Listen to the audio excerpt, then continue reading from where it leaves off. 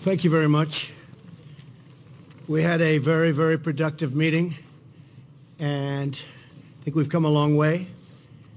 I'll discuss that in a second, but first I imagine you've all seen the incredible job growth, 312,000 jobs, which took everybody by surprise. Estimates range from 160 to 180,000, and this really took people by surprise. This is a great number. I think it has a lot to do with the factories and with the companies that are moving back into the United States who have left, and now they're coming back to us instead of being in other countries.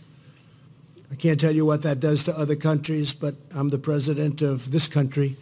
So 312,000 jobs was a tremendous number, and obviously having a big impact on the stock market today.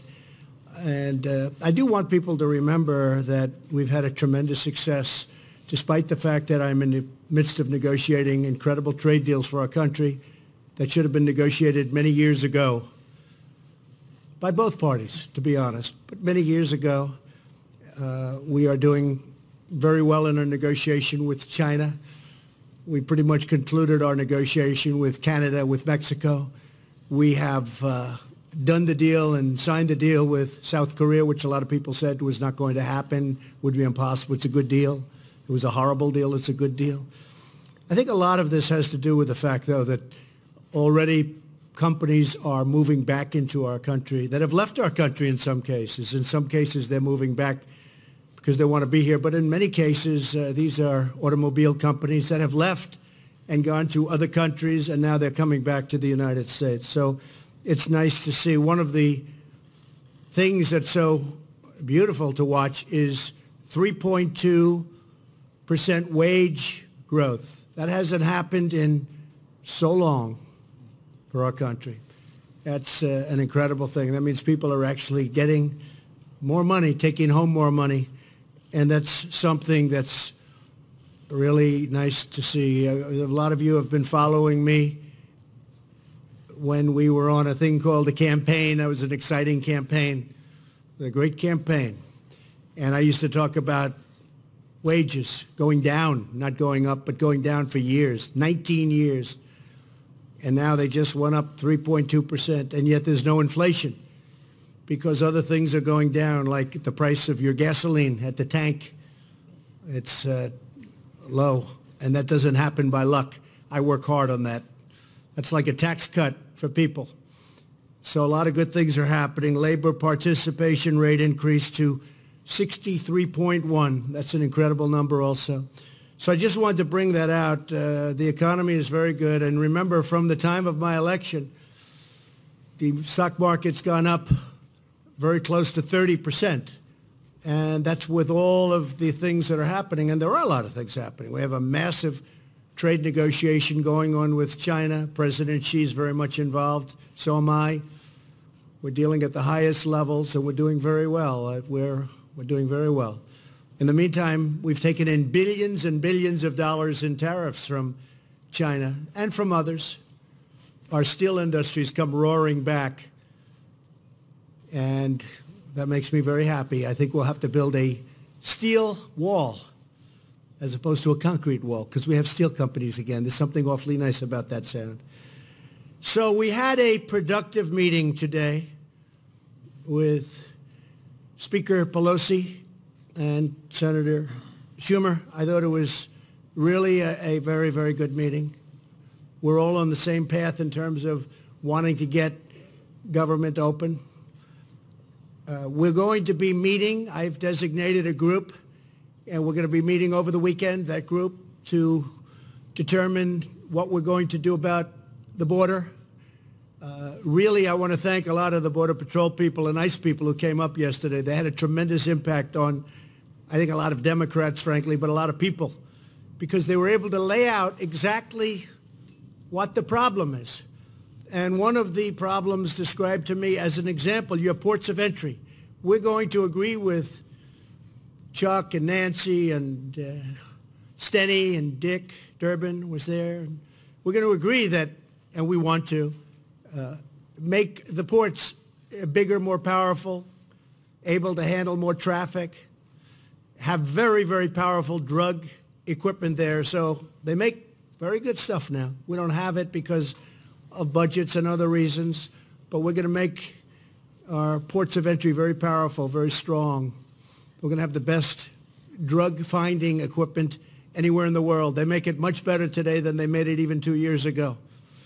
And I explained to him the problem is, though, we can have a wonderful port of entry, but you have 2,000 miles of border between the United States and Mexico.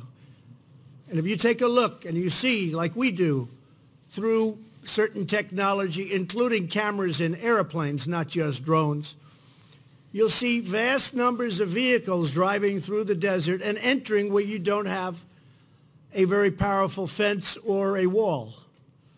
That happened this week, where a wonderful young police officer, I spoke to his wife yesterday, where he was shot, viciously shot, for simply stopping a person that came over the border illegally.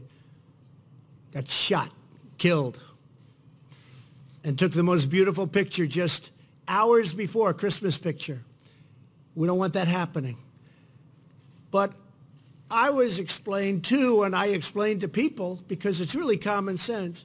So you have ports of entry, and we have great security at the ports of entry. And then you may have fencing or walls up and down, left and right, east and west, but they stop because we don't have proper border security. These people have vehicles, and they drive to the right. They're not going through where we have great Border Patrol officers and ICE officers and military now. I tell you, the military has done a fantastic job. They don't stop. They go right to the easiest part and the weakest part, sometimes out in desert, but you have miles and miles and miles of unprotected area. And you can see where they drive over. You even have people walking that trek, and that's a very dangerous trek. And they bring children, or even worse, they use children. You know, children are the biggest beneficiaries of what we want to do. Children are hurt more than anybody else. These coyotes, what they do with children, all because we have open borders, because they think they can get away with it. They don't come in through the port where we have a lot of protection. They come in through empty areas, vast spaces, empty areas. Just like this terrible person came in when he shot Officer Singh. They come in through these vast open areas. You don't even have a sign saying Mexico, U.S. There's no sign designating you have just entered the United States, just open space. And I explained that to the meeting today with Nancy Pelosi, Chuck Schumer, and a lot of other people at the meeting. And I said, one of the things that happens there is human traffickers. Maybe that's the worst of all, where you'll have traffickers having 3 and 4 women with tape on their mouths and tied up, sitting in the back of a van or a car, and they'll drive that van or the car not through a port of entry where we have very talented people that look for every little morsel of drugs or even people or whatever they're looking for. They're not going to go there. They get off the road, and they drive out into the desert, and they come on, they make a left turn. Usually it's a left, not a right. Most of them come out because in San Diego and in areas of California, we just finished brand new walls, beautiful walls, steel walls, and they wanted them badly. They were asking us. That's why we did it there. I said, let's not do it in California. California always complains through their great governors. They're always complaining. I said, let's not do it. Let the governor ask us. But we did it anyway because they really needed it. They were having tremendous problems. So we built a brand new wall in San Diego, and it's working really well. You should go and look at it. It's amazing. It's incredible how well it works. But these coyotes and these human traffickers, they make a right turn before they get to the port of entry. They go as far as the wall is or as far as the barricade is, and then they make a left, welcome to the United States, and what they do with usually the women, sometimes children, that they're trafficking with and in, you don't want to know about. So the only way you're going to stop that is by having a solid steel structure or concrete structure, whether it's a wall or some form of very powerful steel. Now, the steel is actually more expensive than the concrete, but I think we're probably talking about steel because I really feel the other side feels better about it. And I can understand what they're saying. It is more expensive. We mentioned the price that we want $5.6 billion very strongly because numbers are thrown around, 1.6, 2.1, 2.5. This is national security we're talking about. We're not talking about games. We're talking about national security. This should have been done by all of the presidents that preceded me, and they all know it. Some of them have told me that we should have done it.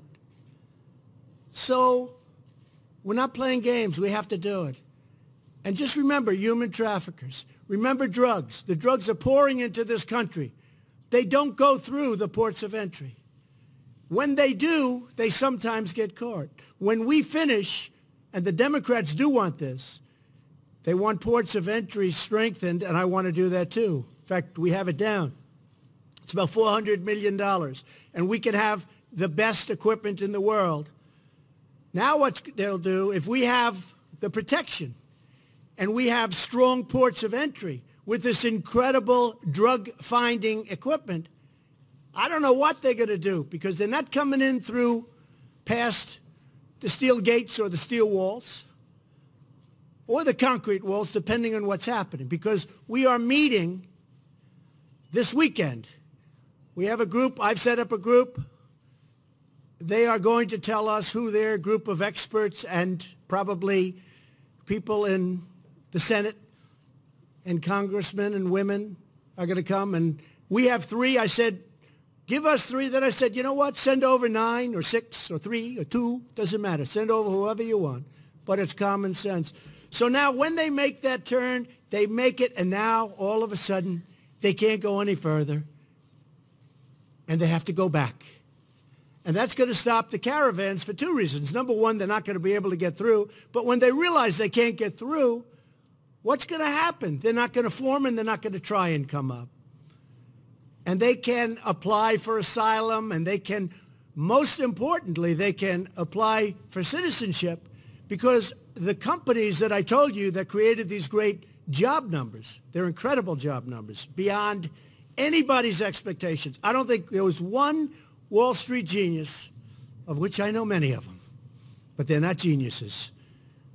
There's not one that predicted anywhere close to these job numbers. I thought they were going to be good, but there wasn't one that I saw. So now we have everything so beautifully handled.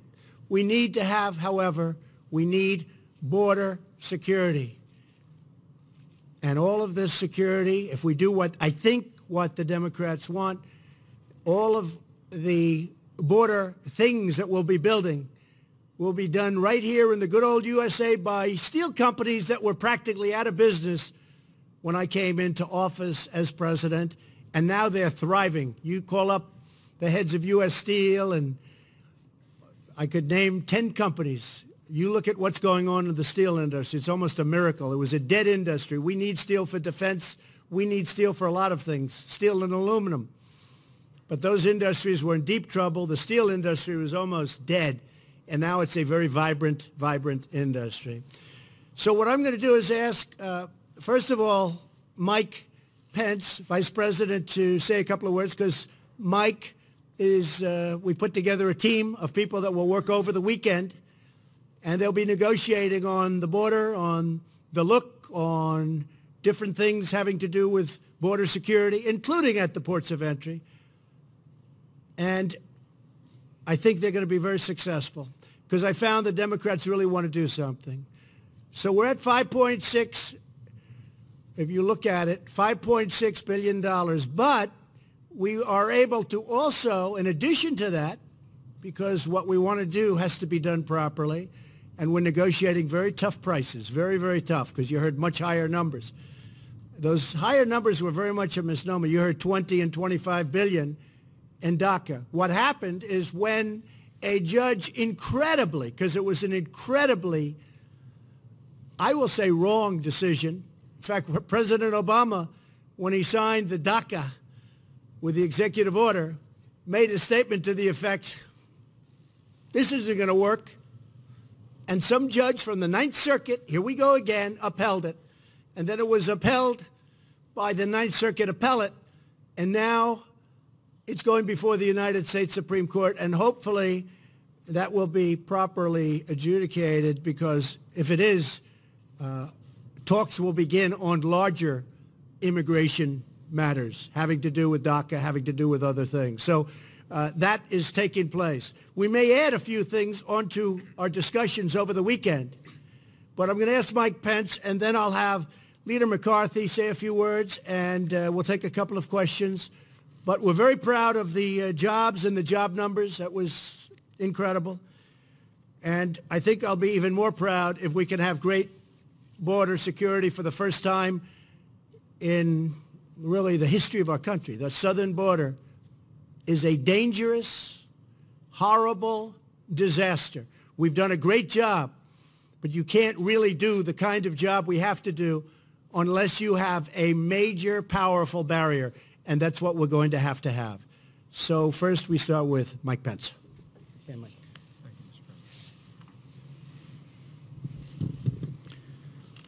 Thank you, Mr. President. We are nearly 2 weeks into a government shutdown, but our nation is also in the midst of a crisis on our southern border. And today, President Trump convened for the second time this week Republican and Democrat leaders from the Congress to address both issues. And we are truly grateful for the candid and constructive dialogue that took place today here at the White House with Speaker Pelosi and Leader Schumer, with our Republican Senate leadership as well. And we look forward to continued dialogue over the course of this weekend. Make no mistake about it, we are in the midst of a crisis at our southern border. Every day, nearly 2,000 people are apprehended or stopped attempting to come into our country that have no lawful claim to be here. Last year alone, 17,000 individuals with previous criminal records were apprehended attempting to come across our southern border. Every day, all across this country, in a single week, 300 Americans lose their lives to the scourge of heroin addiction. 90% of the heroin in this country flows through our southern border. And the human trafficking that the President just described so compellingly. Last month alone, 20,000 minors were brought alone across our border, were interdicted by Border Patrol personnel. You heard the President's passion today here at the podium. And we all, Leader McCarthy and all of the leaders gathered in the Situation Room today, heard the President's passion for the better part of 2 hours. Not just to address the government shutdown, but to address border security and this crisis at our southern border. And today, President Trump provided the kind of leadership that the American people expect in such a moment. He made it clear that we are committed to achieving border security as we resolve this budget impasse. He made it clear that we are going to build a wall on our southern border. As I said, the conversations were constructive and substantive. And at the close of the meeting, the President directed me and Jared Kushner and Secretary Nielsen to meet with top-level staff of Democrat and Republican leadership in the House and Senate over the course of this weekend and see if we could build on the common ground that we identified in the discussions today. Our aim will be to find a solution, not just simply to end the government shutdown, to provide funding to end the crisis at our southern border, to achieve real border security, and to build a wall on our southern border. And Mr. President, I promise you, as you promised the Republican and Democrat leaderships today, that we will work earnestly over the weekend. We will work in good faith. The American people deserve nothing less, and we enter this weekend and these discussions hopeful. Again, not simply that we will end a budget shutdown, but that we will make finally meaningful progress on securing our southern border to prevent the flow of narcotics, human trafficking, illegal immigration that has so beset our country now for more than a generation. And with the President's leadership and direction, we'll hope to accomplish just that. Thank you, Mike. Thank you very much. Kevin? I came down for the second time this week. Basing on the meeting that we had earlier in the week, I didn't expect the meeting to last very long. It was 2 hours. This was much more productive than we have had in any other time. I think there's places that we can find common ground. The President was very strong what he needs to have happen here. We need border security. We want the government to open. But I found in our discussion, sometimes we're tough, but there is areas that we can find agreement on. That's when the President interjected, that he actually thought what would be best, that he would designate 3 individuals, with the Vice President being the lead, that work through the weekend, build on this progress, and that each leader would also send. The President was very kind to the Speaker. I think you said she could bring twice as many, right? If need be. 5 times as much. I know Mitch McConnell, the leader McConnell's sending down. I'm sending members down, staffers, so they can work throughout the weekend. I know the President said he will call us back next week, invite us back as well. We want to solve this problem. There is a great need to do it, and we can get it done. It just has to have the will. But I see the will from this administration. I will promise you this. I will work with anybody who wants to move America forward, secure our border, and put this government back open. And I'm making that pledge here. And I hope every other leader will make that pledge as well. And if that means we're staying in the room to get it done, we will stay in the room and get this job done. And there was progress today. I look forward to solving it. Thank you, Steve. Steve, please. Thank you, Mr. President. And I thought we had a very important and productive meeting today. And what this has always been about is securing the border and keeping America safe. I want to thank the President for the commitment that he's made for over 2 years now to achieve what many presidents promised, and we've seen the promises, but it was never followed through with actual law that gets this job done. Secretary Nielsen has gone over the numbers, and the numbers are alarming. You know, one of the numbers that jumps out is last year, in 2017 actually, over 3,700 known or suspected terrorists tried to enter into this country. These are serious numbers. When you see the human trafficking, in 2017, our ICE agents saved over 900 kids. 1 year alone, saved over 900 kids from sexual assault and human trafficking, things that are happening at the southern border because there's no wall, there's no physical barrier. There's no way to actually control ports of entry. If somebody wants to seek asylum, there's a way to do that. There are legal ways to come to this country, and legal immigration has made this country great. We, by the way, America, let in over 1 million people every single year. By far the most generous nation in the world.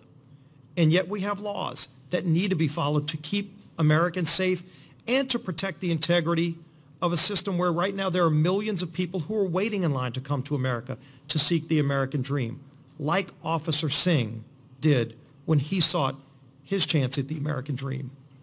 That dream was taken. It was taken because we don't have a secure border. We can't let this continue. As we work to open the government, let's always keep the focus on what this is about. It's about securing this country. The Secretary of Homeland Security has made it clear what it's going to take to secure our border. President Trump is following through on that commitment to keep America safe. And hopefully, as we work through the weekend, we can get a resolution that achieves all of those objectives. Thank you very much, Steve. Thank you.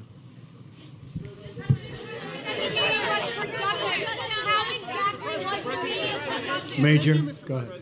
Sure. Mr. President, Senator Schumer came out and said that the meeting from his point of view and Speaker Pelosi's was contentious.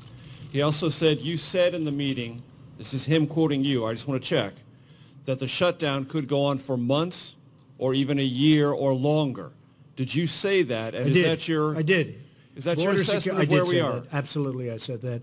I don't think it will, but I am prepared, and I think I can speak for Republicans in the House and Republicans in the Senate. They feel very strongly about having a safe country, having a border that makes sense. Without borders, I've said it many times, we don't have a country. I hope it doesn't go on even beyond a few more days. It really could open very quickly. I told them that bring who you want. We have 3 people. You can ideally bring 3, but you can bring 6, you can bring 9, you can bring 12. And they're going to be working over the weekend. I think it may have been somewhat contentious, but I think it was very productive. I have to say that. And I think he said that too. What was the productive part from your point of view, Mr. President? Did the Democrats move at all in your direction on funding of a border barrier? Well, I don't want to get into that because I don't want to put them in a position where they have to justify anything to a lot of the people that they have to make happy. We want to save lives. We want children to be safe. The children are being decimated. And I'm not talking about necessarily children in our country. I'm talking about wonderful children that are coming up from other places, whether it's Honduras or Guatemala or El Salvador or Mexico or other places. And we have to take care of those children also. We can't let them die on the way up.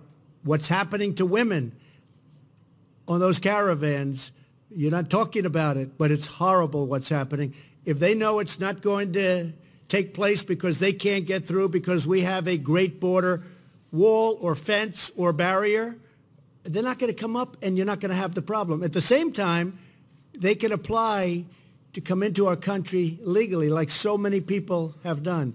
And we need people, Major. We have to have people because we have all these companies coming in. We need great people, but we want them to come in on a merit basis, and they have to come in on a merit basis. They can't come in the way they've been coming in for years. I get calls from the great tech companies, and they're saying, we don't allow people at the top of their class at the best schools in the country, we don't allow them to stay in our country. So they end up going back to China and Japan and so many other countries all over the world, and we don't keep them. They get educated at our finest schools, and then we don't allow them through a various set of circumstances to have any guarantees of staying. So we lose out on great minds. We can't do that. We have companies that if we don't change that, and we're working on that, and we discussed that with the Democrats, and I think they agree. We're working on that. But we don't want to lose our great companies because we have a ridiculous policy that we won't accept smart people. So call it politically correct or not.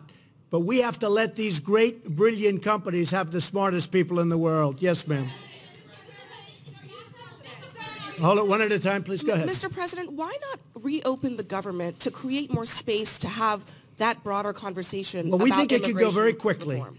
No, we won't be opening until it's solved. We think this is a much bigger problem. The border is a much more dangerous problem. It's a much bigger problem.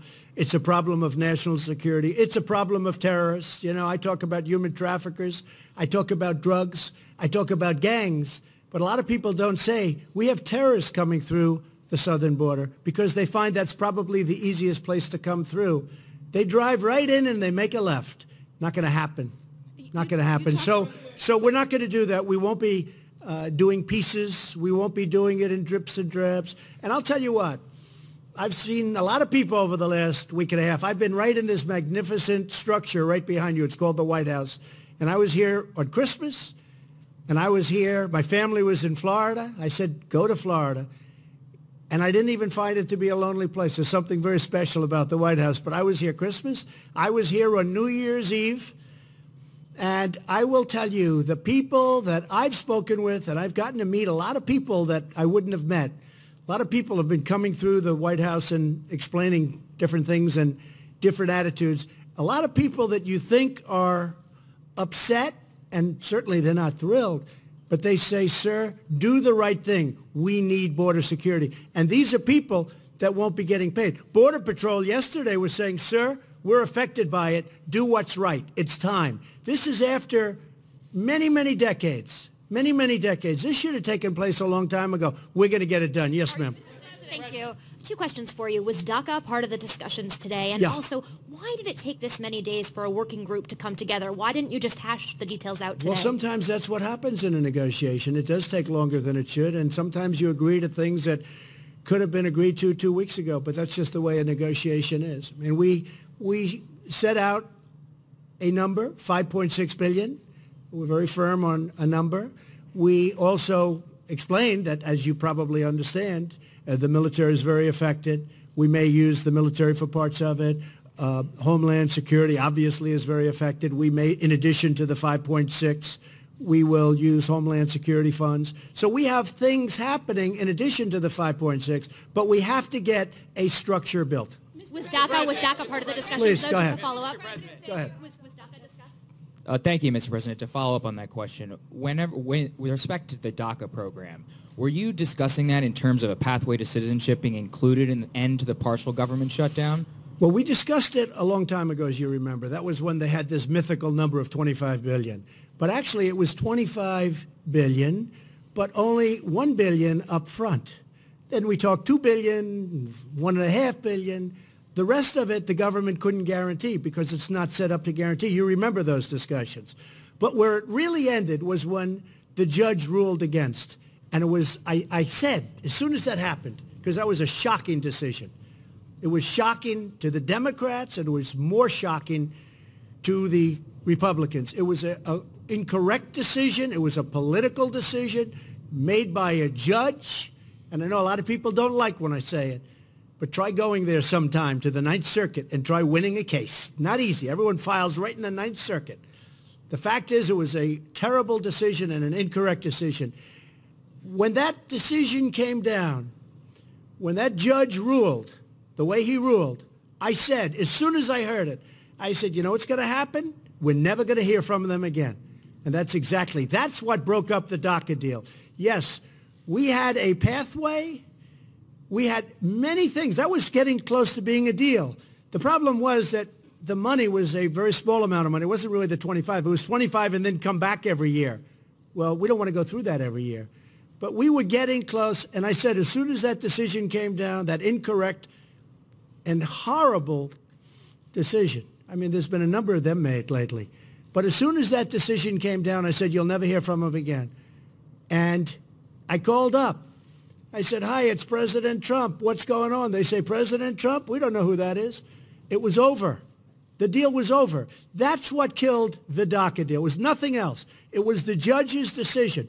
And if the Supreme Court does what really everyone thinks from a legal standpoint it should be doing, if they don't allow the President of the United States, which is me also, because if President Obama's allowed to do that, I'm allowed to do it also. Can you imagine?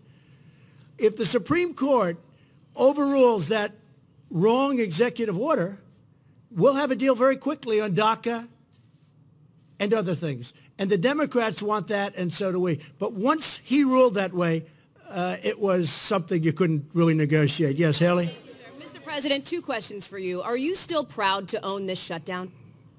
Well, you know, I appreciate the way you say that, but I'm very proud of doing what I'm doing. I don't call it a shutdown. I call it doing what you have to do for the benefit and for the safety of our country. But when Nancy Pelosi said, you don't have the votes in Congress, I will tell you what I was proud of. I was never more proud of my Republican Party and those congressmen and women when they saw that and they got together and they voted 217 to 185, and it wasn't even close. That was an incredible day. I'm very proud of that when she said you couldn't get the vote. And I'm not holding that against her because despite the fact that I'm not saying it was an easy meeting or even a kind meeting or a nice meeting, but in the end, I think we've come a long way. And we're going to be working very hard over the weekend, and we'll see if we can do something. So you can call it whatever you want. You can call it the Schumer or the Pelosi or the Trump shutdown. Doesn't make any difference to me. Just words. Mr. President, my second question, sir, on federal workers, sir. Mr. President, my second question on federal workers, sir. Yeah, just 1 second. Just 1 second, please. Go ahead. It may be the same question. Thank you, Mr. President. Two questions just to follow up on DACA. Yeah. Are you open to a path to citizenship in theory for DACA recipients? And then can you explain to federal employees of the agencies that are closed, which are not Homeland Security, why those agencies should stay closed Homeland Security is significant in of itself if it stayed closed. Because we want to do what's right, and we want to do it all at one time. We don't want to take it in pieces. We just don't want to do that. And DACA is going to be a great subject. I look forward to discussing it. We'll discuss it at another time.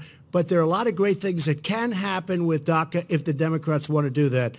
I think what we're all waiting for, to be honest, is the Supreme Court judges, the Supreme Court justices ruling in a not very long period of time. You know, as you know, it's up now. Hopefully, they will be making a ruling maybe sometime in the summer.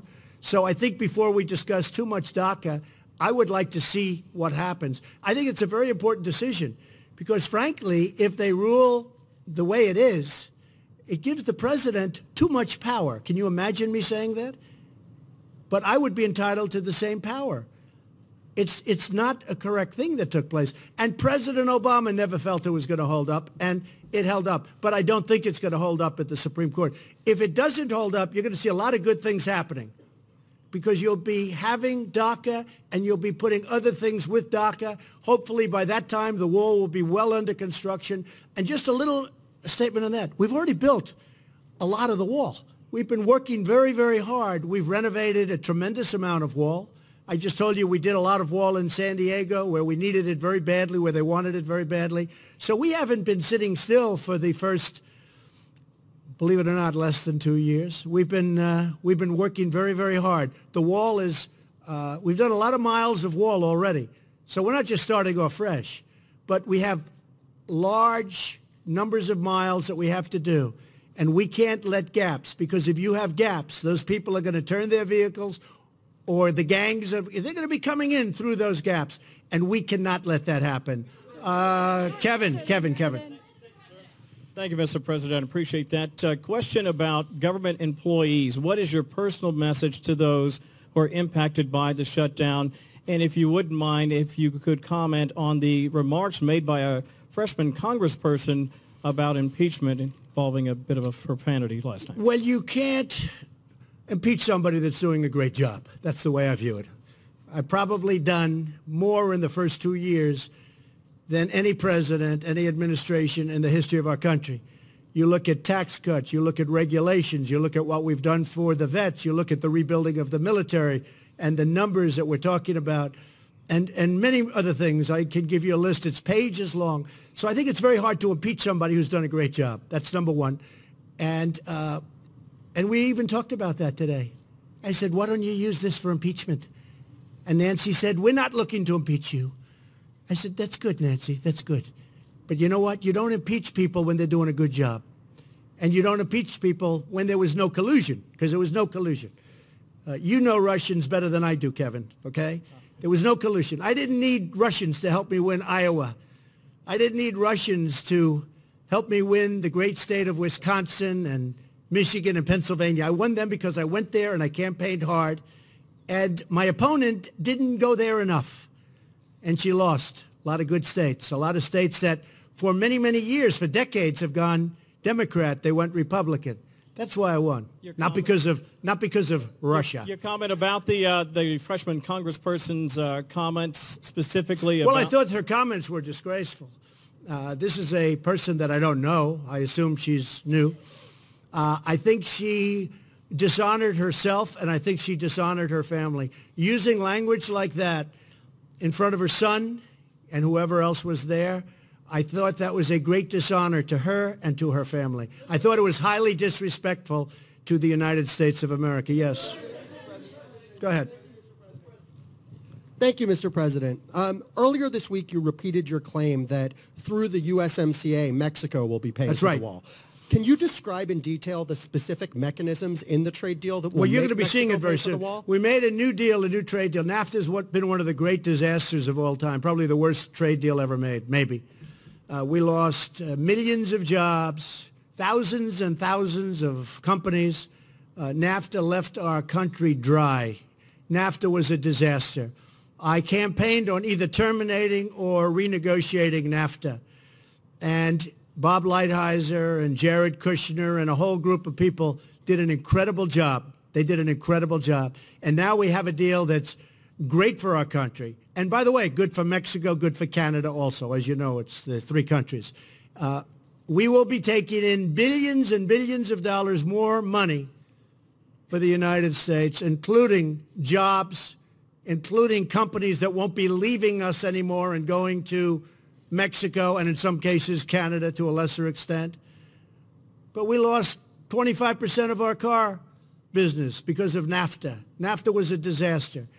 Now we have the USMCA. It's the United States, Mexico, and Canada trade agreement. It's brand new. It's totally different. It makes it very difficult for companies to, incentive-wise, move to other countries. And we will be making billions and billions of dollars a year more money. So why not and use that that is for the wall, paying, though? excuse me, because I didn't have to. That is paying for the wall. Many, many times over. In fact, what we save on the USMCA, the new trade deal we have with Mexico and Canada, what we save on that just with Mexico will pay for the wall many times over just in a period of a year, 2 years, and 3 years.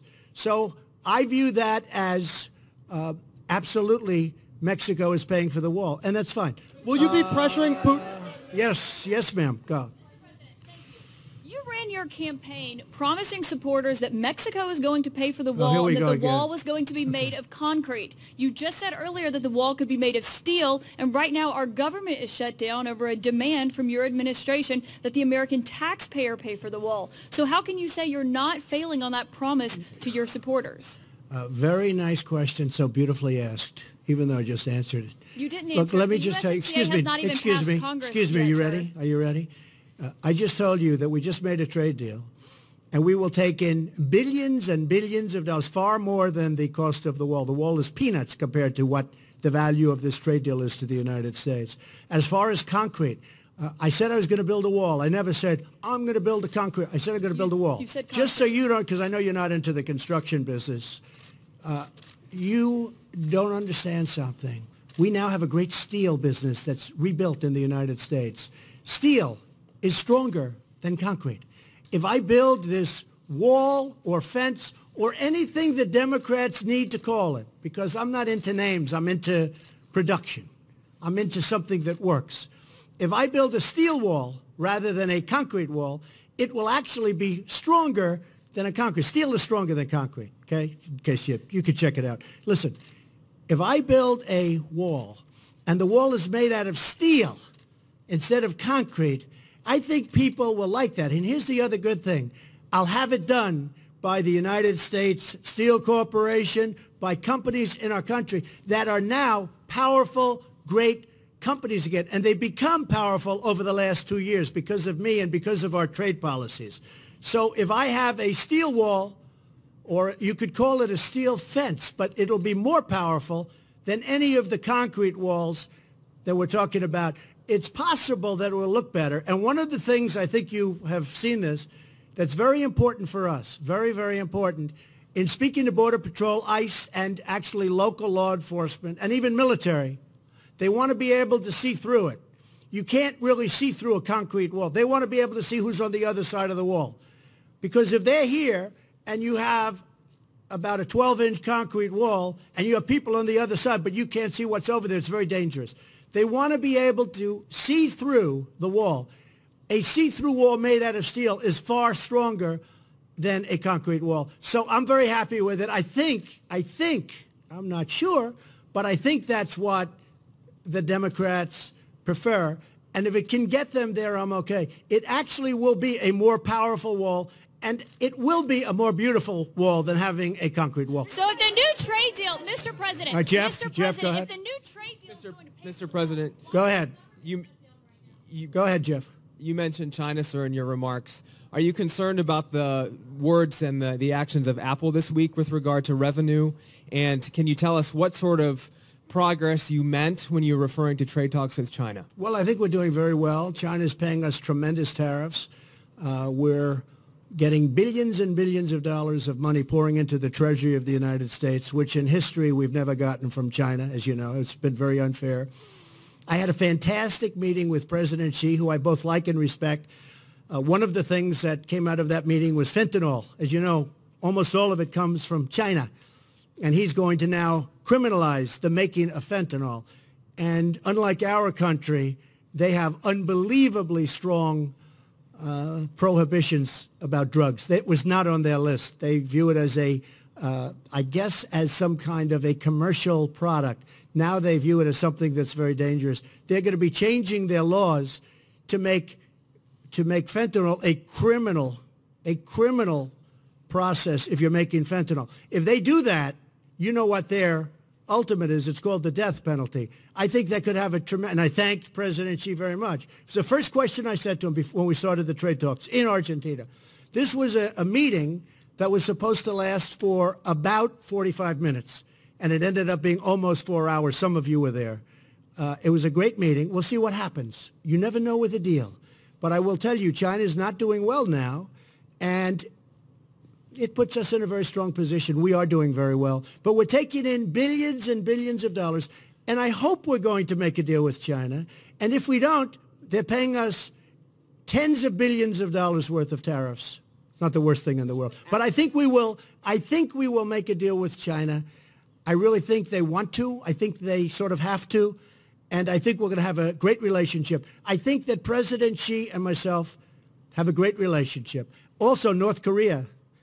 We're doing very well with North Korea, and that's based on relationship also. Yeah. Mr. President? Go ahead. One more quick one. Just go ahead. To follow up, sir. Apple issued a revenue warning this week, which led its stock to go down and the rest of the stock market to go down as well. Are you concerned about that? No, I'm not. I mean, look, they've gone up a lot. You know, they've gone up hundreds of % since I'm president. Apple was at a number that was incredible, and they're going to be fine. Apple is a great company, but that's not my look. I have to worry about our country. Don't forget this. Apple makes their product in China. I told Tim Cook, who's a friend of mine, who I like a lot, make your product in the United States. Build those big, beautiful plants that go on for miles, it seems. Build those plants in the United States. I like that even better. Apple makes its product in China. China is the biggest beneficiary of Apple, more than us, because they build their product mostly in China.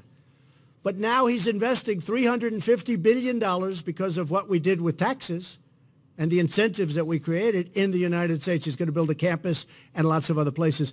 So my focus is the United States. I want to get those companies to come back, like so many are doing, into the United States. I want Apple to make their iPhones and all of the great things that they make in the United States, and that'll take place. Thank you, Mr. Please, go ahead. Thank you, Mr. President. I want to ask you two questions. One, as you talk about the wall, eminent domain. Yeah. Many of those who own property on the southern border will lose their property because of this, and once this happens, they say that they could go to court with you for years. It could take years. Then also, what is the safety net for federal workers? You're saying months and possibly a year for this shutdown. Do you have in mind a safety net for those who need their checks, those who need SSI, those who need Medicaid, what have you? Well, the safety net is going to be having a strong border because we're going to be safe. I'm not talking about economically, but ultimately economically. I really believe that these people, many of the people that we're talking about, many of the people you're discussing, I really believe that they agree with what we're doing. And we can have this, April, we can have this fixed very quickly. This can happen by early next week. We're going to be working over the weekend. We can have a solution to this, but I wanted to keep it all at one point. And I think a lot of the people that you're referring to, April, are really wanting that to happen too. I really believe a lot of them want to see border security, and they're willing to give it up. When I had the people in yesterday, and they represent most of the Border Patrol. The people that you had yesterday that were at the news conference, they represent most of Border Patrol. Every one of them said, don't even think about us. Get this fixed. That is doing the great thing for our country. As far as eminent domain, you're right, 100%. Eminent domain is very interesting. But without eminent domain, you wouldn't have any highways, you wouldn't have any schools, you wouldn't have any roadways. What we're doing with eminent domain is, in many cases, we'll make a deal up front, and we've already done that. The Secretary has done a lot of that. And if we can't make a deal, we take the land and we pay them through a court process, which goes actually fairly quickly. And we're generous. but we take the land. Otherwise, you could never build anything. If you didn't use eminent domain, you wouldn't have one highway in this country. You have to use eminent domain. It's actually something you don't want to use it, but if you're going to do a stretch, as an example, on pipelines and other things that go, you have to use eminent domain. Otherwise, you'd never be able to buy the land. If we had one person that wouldn't sell us out of hundreds, just one, it only takes one, that we wouldn't be able to build proper border security because we'd have that big opening that I was talking about. So what happens is some are paid up front. You make a deal up front, and we're willing to do that in all cases. And when they're unwilling to make a deal, which also happens, then you go to court. But in the meantime, we're able to build the border security. So I think it's a fair process. I think it's a process that's very necessary, but I think it's fair. But that couldn't that hold up your wall? No, it's not going to hold it up because under the military version of eminent domain and under actually Homeland Security, we can do it before we even start. Now, a lot of times we'll make a deal. And I would say a good percentage of the time we're making deals. We have already purchased a lot of it. You know, a lot of the money that we've been given has already been spent on purchasing the land, the right-of-way. It's essentially a right-of-way. So we are very, very far along on that. But eminent domain is something that has to be used, usually you would say for anything that's long, like a road, like a pipeline, or like a wall or a fence. Okay? Thank you. Good question. It's a good question. Please go ahead. Thank you. So 2 questions. First, Mr. President, have you considered using emergency powers? Should we keep this going or not, folks? Sure. I just don't want to say, oh, he stood out there. You know, you have so many questions. I'm just looking at Mike and Steve and Kevin. I'm saying, should we? And most importantly, Madam Secretary. None of us brought Coke. I'm just, oh, yeah. Here, take mine. You want mine? No, I'm just saying, should we keep this going a little bit longer? Yes, indeed. Go ahead. So, first, let me know when you get tired. I'm not. Congressional approval. And second, yes, on Mexico, you have. Yes, I have. And I can do it if I want. So you don't need congressional approval to build the wall? No, we can use them. Absolutely. We can call a national emergency because of the security of our country. Absolutely. No, we can do it. I haven't done it. I may do it. But we can call a national emergency and build it very quickly. And it's another way of doing it. But if we can do it through a negotiated process, we're giving that a shot. So is that a threat hanging over the Democrats? I never threaten anybody. But I am allowed to do that, yes. Second question. Called a national emergency. On Mexico, the benefits from that trade deal are going to go to private companies, private citizens. So you're talking about tax revenues. They're going to pay tremendous tax. So it's American taxpayers. I'll give you an example. When a company was going to leave for Mexico, or Canada, but for Mexico, because we lost tremendous amounts of our car business, like 25%, to Mexico. If they stay, all of those taxes that they have been paying, real estate taxes, sales taxes, employer taxes, tremendous taxes that nobody even understands they pay. They're tremendous. Income taxes, federal income taxes, state income taxes in some cases. All of those taxes stay with us. The wall is, it's great, but the USMCA, which gives a disincentive for companies to leave, it's a tremendous disincentive. Anybody that leaves after this deal is done, look, it's one of the primary reasons that I like it, because I can live pre-NAFTA too. The only thing I can't live with is NAFTA. I can live pre-NAFTA, before NAFTA. Before everybody left New England and left all of the different places, Ohio, Pennsylvania. I mean, you still have empty steel factories all over the place and other factories. I can live pre-NAFTA very easily. But the only thing I'm not living with is NAFTA. That was one of the worst trade deals ever made. So those are American taxpayer dollars, which you consider essentially Mexico paying for the wall? Well, many, many times over. Look, the USMCA will make in the form that we right now are losing approximately 100, hard to believe, and this doesn't include the drugs pouring in, which is probably a much higher number than anybody would even know, in addition to destroying lives and families so horribly. We are losing close to $100 billion a year on trade with Mexico for many years. Not only that, they have a tax of 17%. We don't have a tax. So they have a value-added tax of 17%. We don't have a tax of 17%. That deal was bad the day it was made because they charged the tax before the deal was made, and we didn't. It was an obsolete deal when it was made like 30 years ago, whatever it was. No, all of this stuff is changing now. This is a fair deal. This is a good deal for Mexico. Frankly, oil companies and other companies have an incentive now to go to Mexico and take oil out. And that's why we're keeping gasoline prices so low. You look at what's going on with gasoline prices. I mean, it's rather incredible. If you look back 4 months ago, oil hit $83 a barrel. 83. It was heading to 100, and then it could have gone to 125. You want to see problems? Let that happen. After I made some phone calls to OPEC and the OPEC nations, which is essentially a monopoly, all of a sudden it started coming down. I'm very happy with what's happened, and I'm very happy that people are paying a lot less in many cases than $2 a gallon for gasoline. You look at what's happening. Everyone's talking about it. Didn't happen by luck. It happened through talent. Sir, does last, since you said you'd come back for that second question, months or years? I want to understand how you expect federal workers to last that long without getting a paycheck, specifically since your cabinet members... I don't think it will. I'm prepared. Sir, your cabinet members are set to get raises tomorrow. How is that fair? We'll have to talk to the cabinet members then, okay? I'm sure they don't even know that. Will you ask them to give that money back? Let me just tell you this. It's very important that we have great border security. I think it's going to be over with sooner than people think.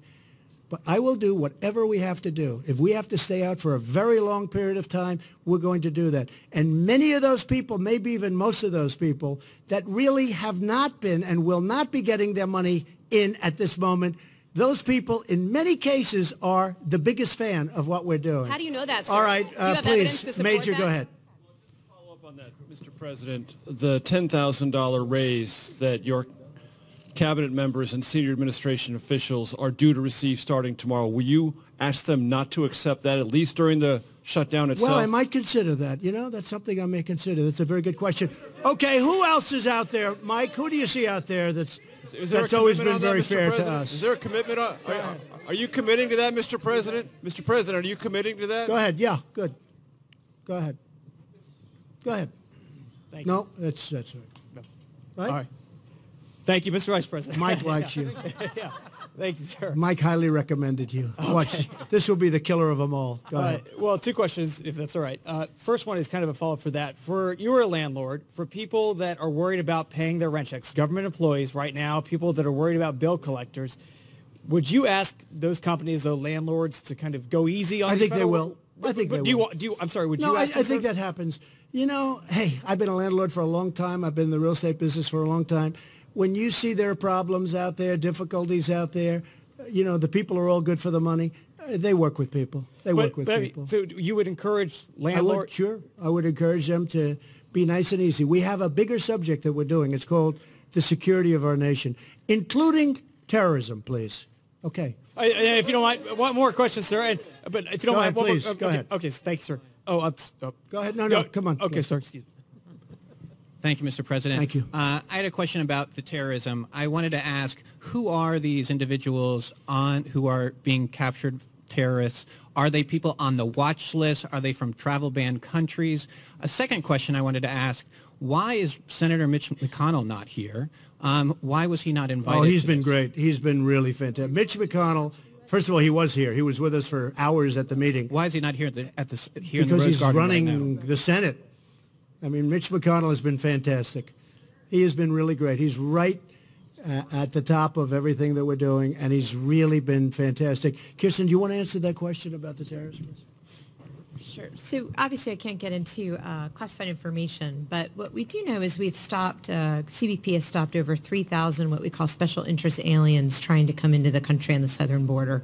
Those are aliens who the intel community has identified are of concern. They either have travel patterns that are identified as terrorist travel patterns, or they have known or suspected ties to terrorism.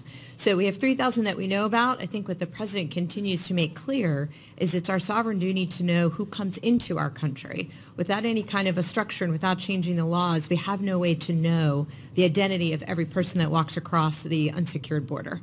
So the ones we know about, we can give you 3,000, but I'm sure we'll look to see what else we can give you on class.